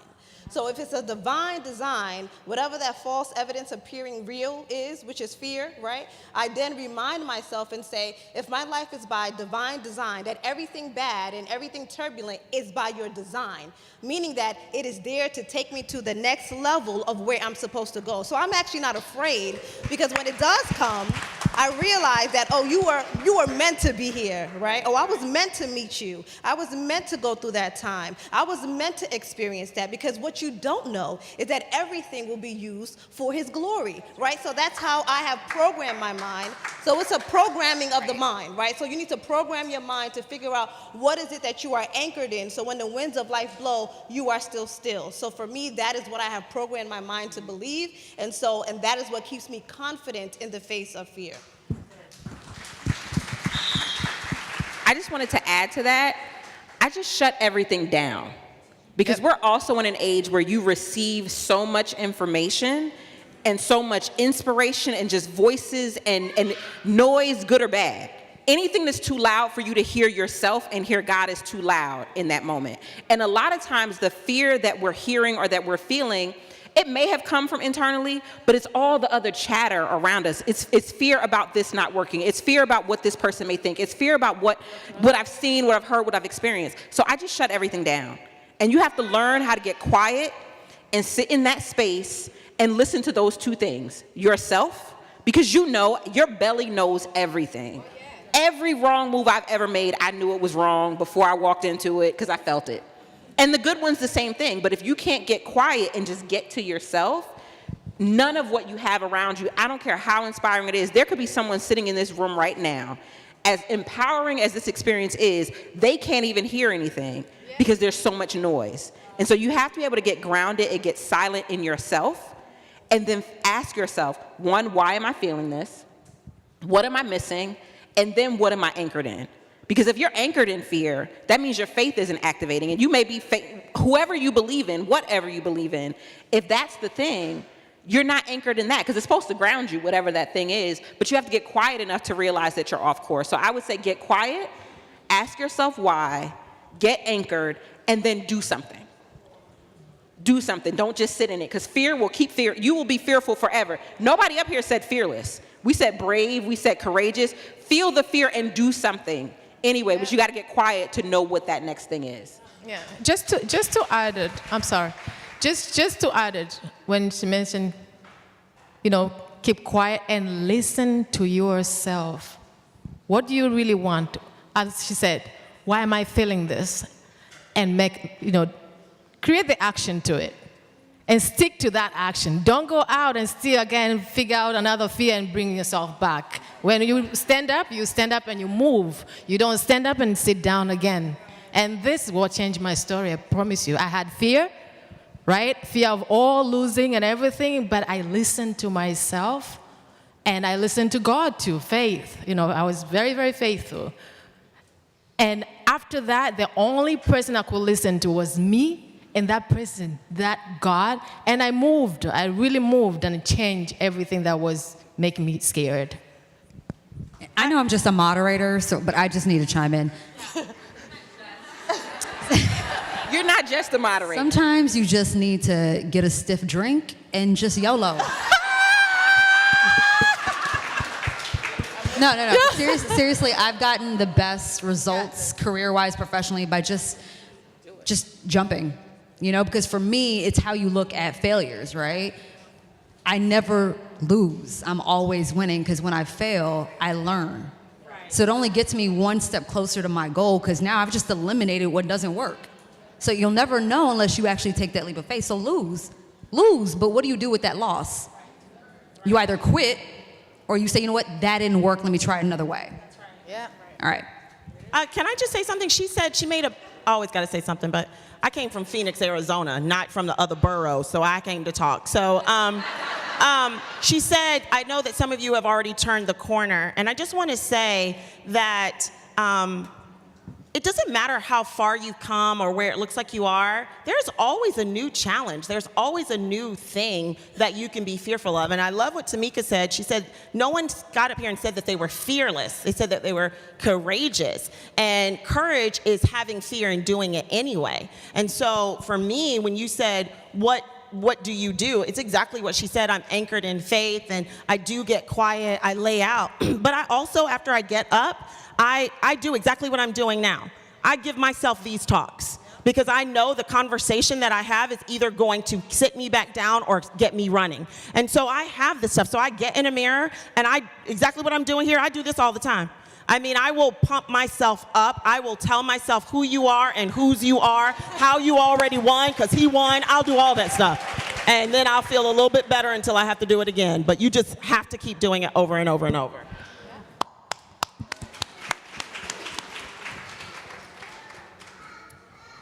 Hello, everybody. My name is Noella Locolo. Hi, Noella. I just graduated college, and I'm impressed because since my... You're not depressed. I'm impressed. Oh, impressed. I was about to say, Lord, I was about to change your whole language. I was like, no, you're not. Not depressed. No. I'm a very happy person. Okay, good. She's about to scare me. Since I got to the United States, I've barely felt the love of black women. I'm from the Democratic Republic of Congo. And just being in a room full of beautiful, smart, successful black women makes me super happy. Like I always tell people, I didn't know I was black until I got to the US. Yeah. But that being said, thank you for all your talks, but I have a question.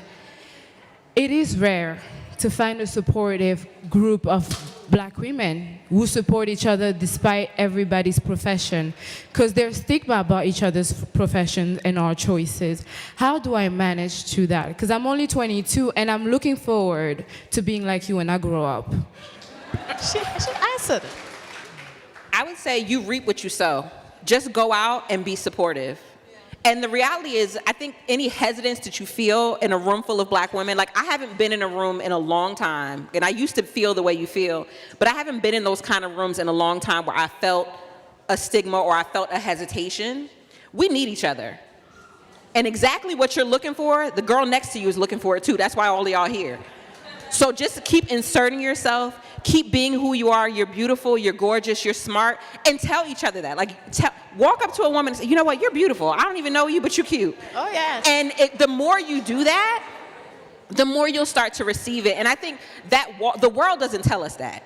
And so if any of us are walking around with that on us, it's because nobody's told us we were beautiful. Yeah. We may believe it in our mind, and the way to carry you're beautiful without nobody telling you is like this. Like, you just got an attitude, like, you're in the air because you're telling it to yourself. You're like, I'm in my zone, I know who I am, and whatever.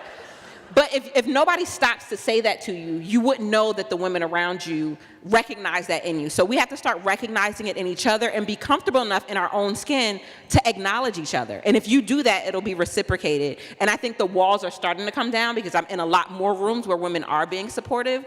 But we just need to hear it. Like, you're in your head telling yourself your story as you're walking down the street. Yeah.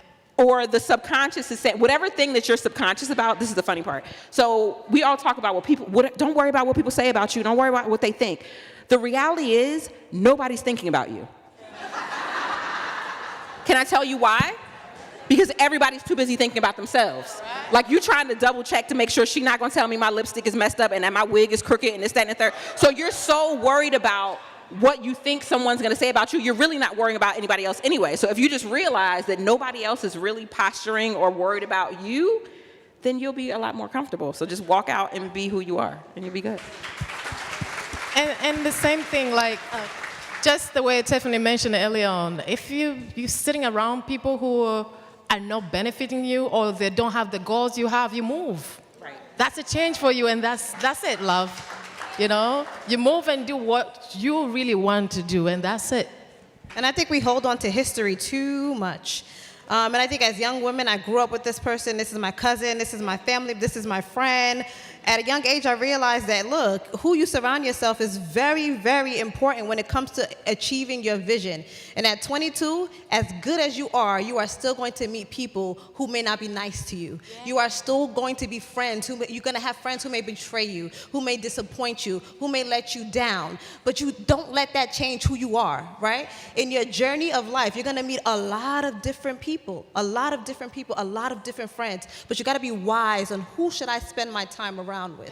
What energy am I accepting into my space? All of that has if we all are goal-oriented here, the truth of the matter is that you cannot achieve the goals that you want to achieve, one, in a silo, but you cannot achieve it also if you are around people who are crabs in the barrel, right? Yep. Who are trying to pull you down, who are intimidated by your light or your shine, or when you have to compromise yourself to make other people comfortable, you better sit straight. Sit straight and stand up tall and stand out. Don't let anyone ever allow you to dim your light. I don't care if it's your best friend, because your best friend will want your light to shine as bright as possible. Yeah. So always understand that, and then be your sister's keeper, right? When we ask ourselves, am I my sister's keeper? Am I attracting the type of person that's like me, kind of, right? So so if you want a supportive friend, are you supportive, right? If you want a nice friend, are you nice, right? If you want a loyal friend, are you loyal? If you want a friend that doesn't gossip, do you gossip, right? It's all about what you put out there is what you end up surrounding yourself around.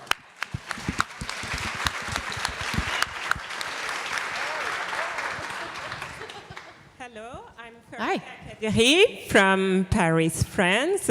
I'm the founder of the Lily Days, who help conscious leaders to build and grow their personal leadership. It's the second time that I'm coming from France to attend the Women Forum, and last week I was in Washington, D.C. to the Power Networking Conference, which is the #1 conference for Black entrepreneurs. So for me, it's really amazing. Thank you for all of you. I realized that, when we learn all this information, we are able to move to one step to another, for example, from 5-figure to 6-figure, and then we hit a plateau, we hit a glass ceilings, and the strategies who help us go to 6 figures, we have to change them when we want to go to 7 and then to 8. So how do you manage that? When do you realize that actually you are in your new comfort zone and it's time to change, to maybe attract new people, new mentors, change your mindset? So can you share a little bit about that so that we are able to recognize that we're in a new comfort zone and that it's time to move on? Thank you. I ain't in that bracket, so she might want to, yeah. I think 7 figures out now. I think you already have some kind of inclination when you have settled in a comfort zone, because you feel it in your gut. You feel when it's time for you to rise to a next level or go to a next phase in life or next phase in your career. And it's, you know how they say God speaks to you in a still small voice? It is a still small voice. And once you get to that point, the strategies there become very scary, because then you're getting into a zone where you're literally doing something you've never done before. And so that's when you start to feel the fear. And I feel like when you start to feel fear, then you know you're onto something. Because clearly that's the point when you're about to get to that next level. And so in terms of practical strategies, obviously, there are so much now free resources out there as to how to get here, how to go to this point. We have to take use of these. We have to read. We have to find mentors and other individuals who have done it before. And nobody's ever too grand to reach out and say, hey, I would like to do X, Y, and Z. I see you have accomplished this. Do you mind sharing a little bit of wisdom? Especially, I love to see and feel this kind of community of strong Black women who have been successful, because when Black women are unified, it's a dangerous combination. And so you have to be willing and not afraid to reach out to them. And if they are real, they're gonna reach back out to you, you know? If they are real. Right. Let me just say real quick, I agree with her 100%, so I'm just gonna throw in just a couple of things. Number one, don't ever set a low goal. So if you were at 5 figures and went to 6 figures, that was a low goal. Do you understand what I'm saying? Set the highest possible goal. Think of reverse engineer your life. So when someone tells the story of your life, at the end of your life, what do you want them to say?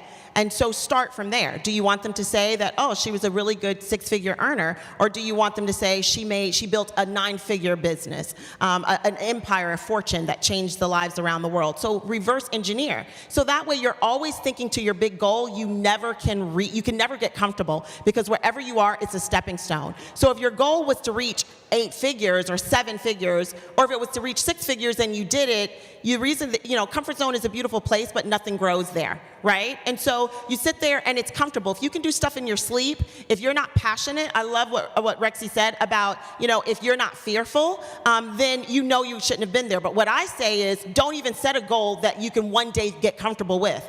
Always have a goal so high that you never get comfortable, that you always stay fearful, that you always are reinventing yourself. You're always reaching and gleaning and growing, because then you never have a chance to get comfortable. You never have a chance to get stale. You never have a chance to get tired. You always are reaching for more and more and more. And that's something that I learned early in my career, because you look like if you're traveling from another country to be at events, then you're hungry, right? And there's no such thing as a full-grown tree. But you can set a goal that you can be comfortable with.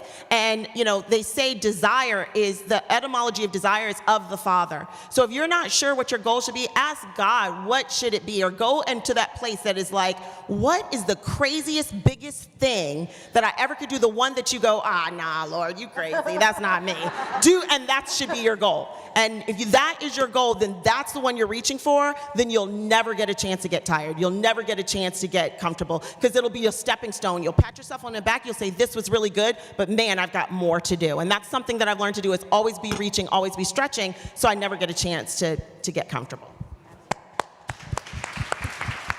Hello. Hi. Sorry, can you hear me? Hello. Hi, my name is Amma. I'm right here. I'll stand over here. Hello. Hi. My name is Amma. I'm from Ghana originally, and I have a question. Oh, okay. Hey. Hi. Ako Abba. So I have a question about financial independence. So in the last few years, I've taken a lot of control over my financial life, even though I wasn't making a lot of money, making very concrete goals about the things I want to achieve. And in the last year especially, I've really been focusing on trying to help my female family members and some friends as well make those kinds of decisions for themselves. But I've realized, especially for the older generation, my mother's generation and my aunts, that when you're an African woman, there are certain things that are so deeply ingrained that you feel afraid to talk about, to make money, to ask for more money. And I was wondering, do you have any specific language that we can use when we're talking to people about the possibilities of money and why it shouldn't be a scary thing, how we can approach it, especially talking to people who are older than us and who we have to be kind of like very respectful to and not step on any toes? Thank you. Well,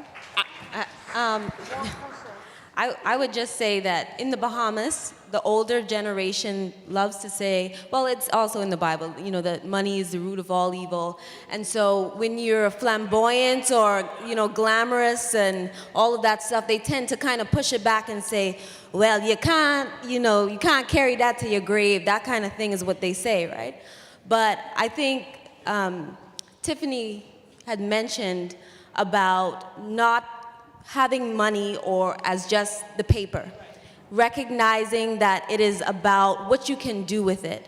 So perhaps you should, while you're speaking to your mother and different individuals in your family, do not make it so much as the practical sentiment of money, as much as what you can do, who you can help, how can you affect their purpose or what they feel their purpose is as a result of having financial freedom. And also don't, And don't like minimize money, because when it comes to the point of negotiation and negotiating what you want, right, that sense of I'm not deserving of a certain salary or a certain check, or it can be seen, it can be felt. So from an earlier stage, always know that you were made for more, right? And always be able to work and be able to present that on the table, right? So that fear when you go into a negotiating room or when you want to get what you know you've worked for, what you are credible for, and you know, they try to do I don't know if it's ageism, but they try to, oh, she's young, right? Yeah. What does she know? Or is she young? What experience does she have? No, I've met a lot of young people who are very successful, right? Who are very educated, right? And who do have experience. So you walk assertively, right? And you say, this is mine, this is what I've worked for, and this is what I'm not leaving the room without, right? So at a young age, build that assertiveness of what is your own, right? And know that you are always made for more. Yeah.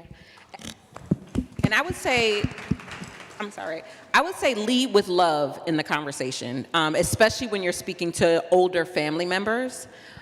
There's two stories in my family. My grandfather, when he passed, had enough life insurance to be buried in a Cadillac. He drove a Cadillac when he was living. He was like, I want a Cadillac of coffins when I'm out of here.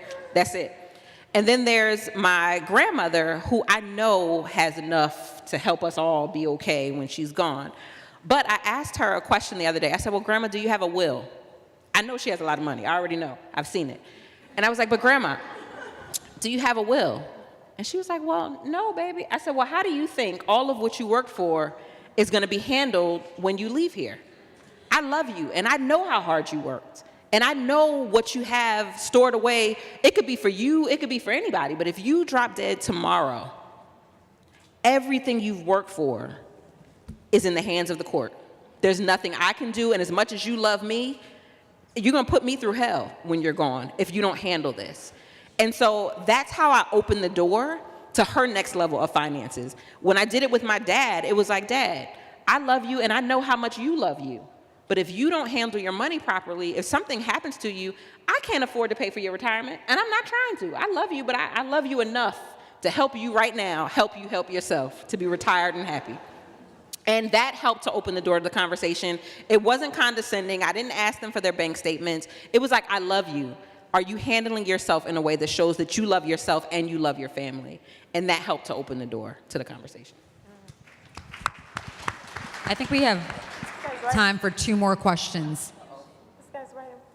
Yes. Sure. So, Sandra, Isaac, I just want to say a very big thank you. I saw Isaac when he was building up this. And talking about finance, I have to add something. I'm the first black partner of a firm, which is a Fortune 100 company.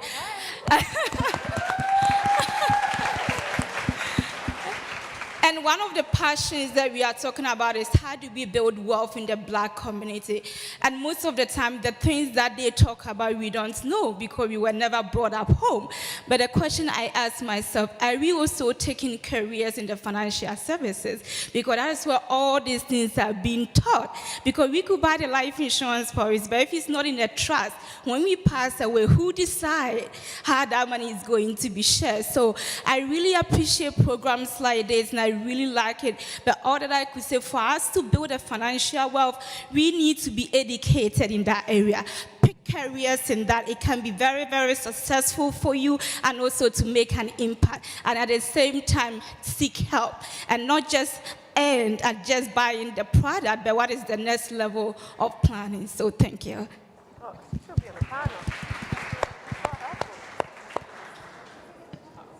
Ooh, please give this brother this mic right here. He's been raising his hand all day. Here. Right here in the front. He can have my mic. And I like your pants. Oh, thank you so much. You know, so at one end, I'm like, okay, I'm a guy. Like, why am I speaking? And it's just like, am I being disrespectful, right? But on the other end, it's just like my narrative, too, in the sense that being with powerful black women, that's all I know my entire life. You know, I was raised by my mom, and my grandmother, she brought us here to America. Originally, I'm from Jamaica.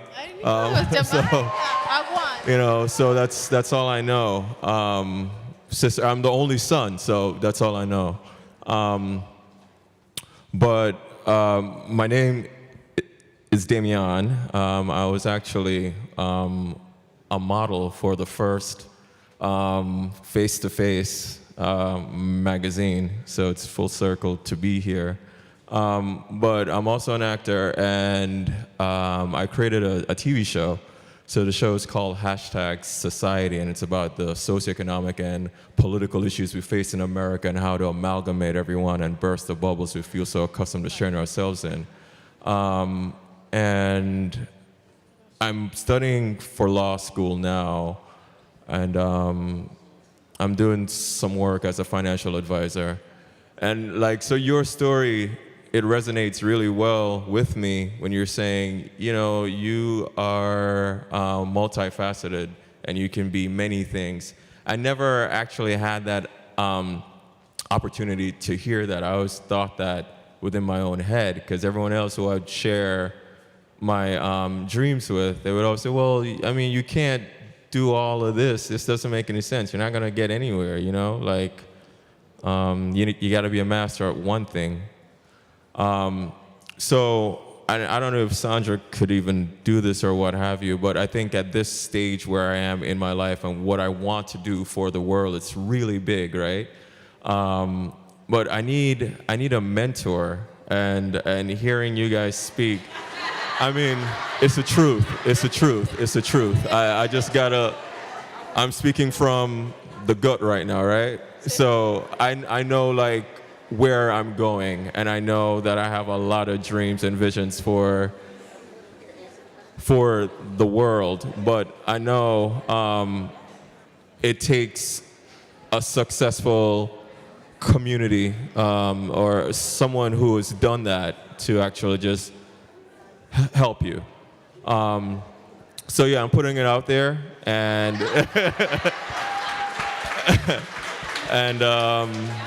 and that's pretty much it. You remind me a lot of my Reverend Sharika Newton, who went to Spelman. So I don't know if you know her. Wait. Let me play. So Sharika Newton is my best friend from Spelman. See, look at that. What? I mean, you sounded just like her. You sounded just like, I was just like, do all the women at Spelman sound like that? I was just like, oh, okay.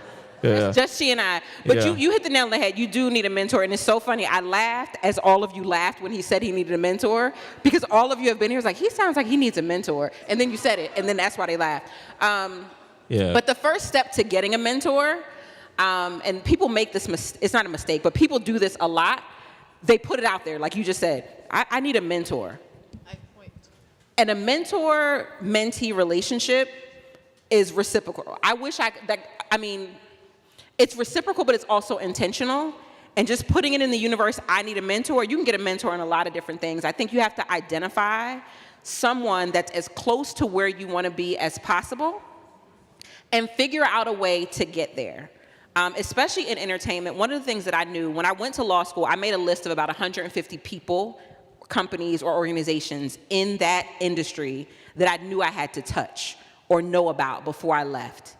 And I can tell you, of the 150, 135 of them I touched before I left the industry because of research and reaching out and being prepared and taking meetings with people. And so mentorship doesn't just happen by saying it. Mentorship happens by research and reaching out intentionally. And so I would say make your list.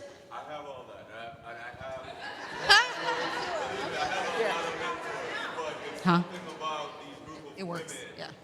In my opinion, from someone who's experienced everything that you're stating now, there's something invaluable that I know it's necessary to connect on. Look, he's a man who knows what he wants. He knows what he wants. I know what I need in my life. So point out. You want a mentor. Boom, point. Tiffany, please, grab it. He's about to say all. Are we wrapping it up or no? We have one more question? Yeah. You guys have been giving me something. There you go. Business cards. You want to say something? Got it. You got it. So I want you to say something right quick because there is a sister here with a baby. And it seems like she was about to leave. I And I think it's sad that if men had to deal with this, there will be a solution. As a woman, working woman, I'm a multimedia journalist, and I've been kicked out at events several times because I had to bring my baby and I didn't have childcare. And I think that she should not leave. I don't know if she's still here. We all women and we're African. It's true that the baby makes a little bit of noise, but I think we can live with it. And she should not be leaving or asked to leave. Well, I'm bringing my child on the awards, so if you want to kick me out that day, you'll see my son. Oh, no, she was fine. I'm so used to leading panels. Like, she was fine. Sandra, what are we doing? Oh, there's One more question? Are we wrapping? Okay, there's like, I'm not picking. Wherever the mic goes. So my name. Where are the microphones, y'all? Why don't they line up? Put all the people in a line, and then you don't have to run them around, and then Because we one only person got time can for do the one more mic, question. and one person can Tiffany, answer the question. We got one more question. One more question. So, okay, y'all pick. Okay, Yeah, somebody's so standing. my name is Jumi, and I just have two short questions. So the first one is, I wanted to know about like your process of how you turned that 4,000 to 10,000. Like, how did you access the resources, and how did you know like what network to go to? And then my second question is, I'm really interested in starting a health nonprofit organization. So what are some tips that you have for me? That's it. That was for me. So I would just say this. I've kind of hustled, for a while in my life. I always in my mindset kind of early on after college was that there was always something bigger, something more. And so when I learned about entrepreneurship, I got around people who kind of taught me, who did teach me that, even as a child, you should teach your children. And I love what Rexy said. You should start having this conversation with your children. Don't just have a bike to ride, have a bike to rent. And so when I heard someone say that, I was like, man, I need to start thinking that way. And so there are different processes. You have to understand that I've done a lot of different things. So I started in network marketing, and I put $300 into that business. And it turned into, I was in profit mode that first month, and it turned into hundreds and hundreds of thousands of dollars. And then the whole career, it turned into a lot of millions of dollars. And so I used someone else's system at first. So basically, that's a non-traditional way to have a franchise. And it was a way that worked for me because I could not get a small business loan. I was a graduate, and I just graduated from college. I was a factory worker. Even though I was in management, no one cares that, oh, okay, so you graduated. Oh, let's give you this business loan. Even though I had a business degree, I wasn't taught to start my own business. I was taught to work for somebody else's business. And so I did not know how to do a business plan, but I knew that there was a business inside of me. So I used someone else's system at first, and I took their system and I made it work for me. I followed what they told me to do, and I put my own personality and flair and hard work into it, and it took $300 and turned it into a multiple six-figure income in 3 years. And so that was the first way you could say I did it. But then I realized, man, if you sow a seed and you cultivate it, you could turn it into anything. And so what I would say is the process is going to be different, but the guidelines, the mindset is always going to be the same. So it doesn't matter if you start with braiding hair, right? You start with braiding hair, you buy just enough hair to do someone else's, to do a style on somebody, or you sew clothes, whatever it is, you look at it as a seed. Okay, I'm gonna put this in the ground, and I'm not gonna just sit there and watch it. I'm going to water it. I'm gonna make sure it gets fertilizer. I'm gonna make sure it gets sunlight. And your process is through, number one, working on yourself. Always work harder on yourself than you do on your business. So many people are so worried about making money that they don't understand they are the money. So you have to work harder on you. So that's part of your process. The second part of your process is to get around people who have what you want. So if there's somebody who's doing what you want and they have what you want and they followed a system, you want to sit next to them, sit at their feet, ask if you can buy them lunch, see if you can talk to them and say, how did you do it? So you can learn from them. And the other thing is just work and do it over and over and over and over and over and over again. I was taught a long time ago, be here a year from now. Be here a year from now, not 3 weeks from now, not 3 months from now, a year from now, because it's going to take you that long to grow. You know that 1/10 of 1% improvement every day over a year is 100% improvement. So you have to be here a year from now. And so your process is going to be different from me. If you're not joining a network marketing company, your process is going to be different. If you're not starting a consulting firm, your process is going to be different. But I guarantee you, everybody here and whatever they did, we all had the same characteristics, the same qualities, the same determination, the same mindset. And it may come out different, and it may look different, but it all has you feeling the same. Because success leaves clues, and the clues that you've heard from all of these women up here is that they didn't quit, they worked their butts off, they got around people who could teach them something, they led with faith, and they never gave up. And so your process is going to be different based on what you're doing, but your characteristics and who you become along the way should never change. And I hope in a nutshell that helped. All right, y'all. So for those of y'all who didn't get to, ask your question to the panel, y'all can stay for the networking part of the event tonight and ask your questions individually to us all. So I think that's even better, right? You can also still register for the events through this weekend. So you can go to the website, register for the events through Sunday. So thank you for coming out.